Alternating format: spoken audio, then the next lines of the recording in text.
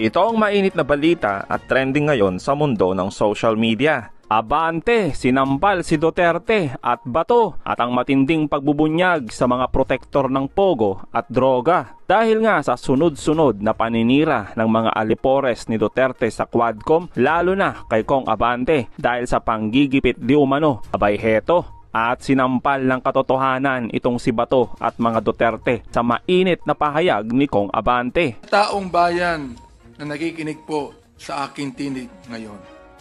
Gusto ko rin makinig yung mga bashers natin. Gusto ko rin makinig ng mga bayaran ng mga trolls at bayaran ng mga vloggers.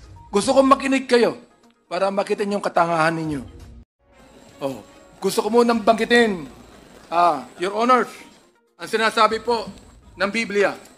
Anong sabi ng Biblia sa Romans chapter 3? Hawak-hawak ko ang Biblia ngayon. And verse number 12. Ang sabi rito, they're all gone out of the way. They are together become unprofitable.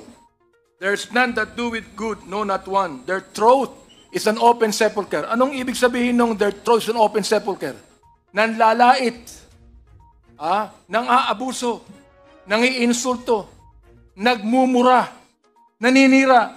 Yan ang ibig sabihin ng their throat is like an open sepulcher. With their tongues they have used deceit. The poison of asp is under their lips, whose mouth is full of cursing and bitterness. Their feet are swift to shed blood. Destruction and misery are in their ways, and the way of peace have they not known. Kung meron kayong Biblia, tingnan nyo kung anong sinasabi dyan. Ito ngayon ang aking mensahe, tatlo lang Ano yon? Galit, respeto, pagmamahal. Bakit by Quadcom? Bakit nagsama-sama ang public accounts, ang public order and safety, ang dangerous drugs at human rights? Sapagkat pare-pareho ang mga taong pinapatawag namin to shed light on what is happening to our country. Ang proliferation ng illegal pogo sa ating bansa dahilan sa pagdagsa ng mga Chinese na mahigit kumulang na 300,000.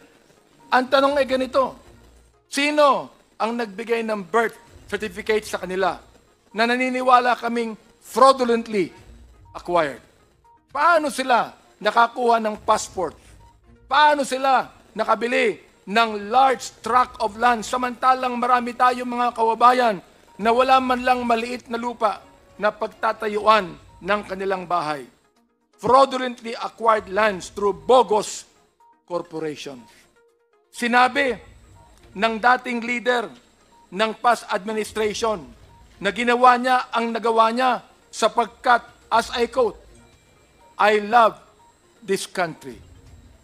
Billions of pogo money exchanged hands between these Chinese and some high public officials in the past administration. Pagmamahal ba sa bayan ito? Or tulad ng sinabi ng Biblia, the love of money is the root of all evil. Pagmamahal ba sa bayan? If you allowed the hundreds of thousands of Chinese to come here who do not even love this country?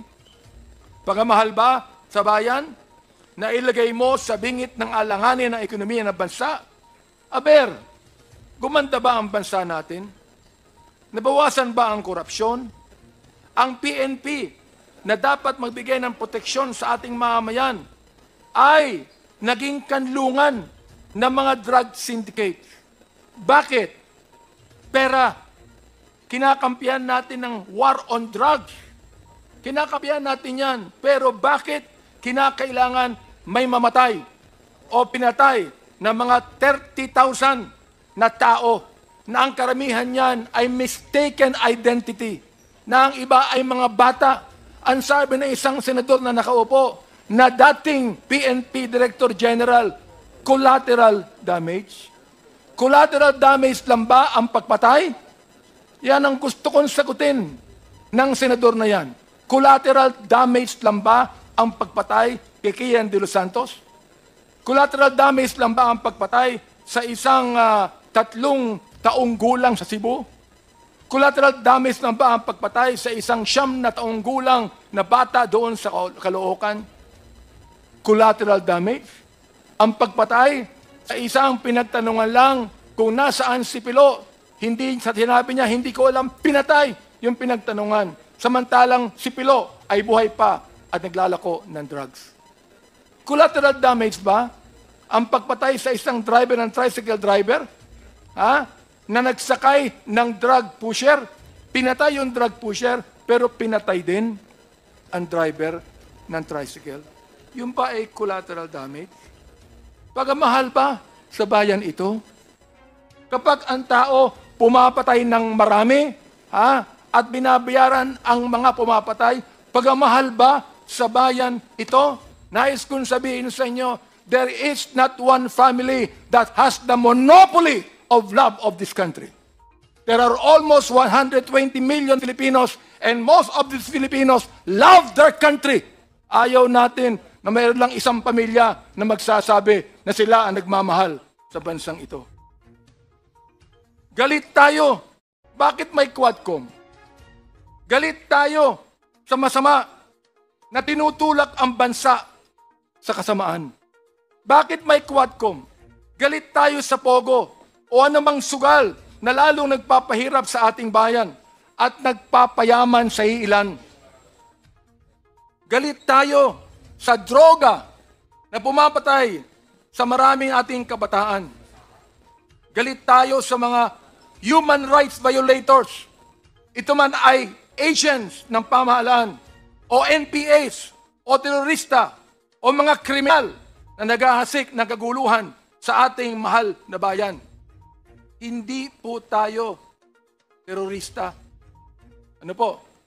Hindi tayo terorista. Hindi tayo komunista. Hindi tayo diktatorya. Tayo ay demokrasya na nagmamahal sa isang malayang bansa. May respeto sa saligang batas, sa karapatang pantao, sa mararangal na mga public officials, lalo na sa taong bayan. Ayaw natin ng proliferation of illegal gambling. Ayaw natin ng mga Chinese na gusto tayong sakupin.